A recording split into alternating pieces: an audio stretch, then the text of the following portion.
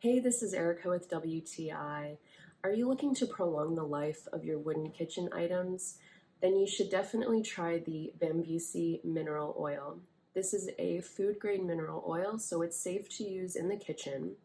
Over time, as we use and wash our wooden kitchen items, the wood can dry out and split. So using the Bambusi food-grade mineral oil is really going to help to protect and revive the wood.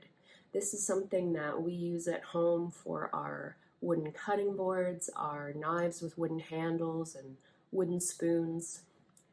You simply apply a small amount to the cutting board or to a cloth or paper towel, and you rub it into the wood.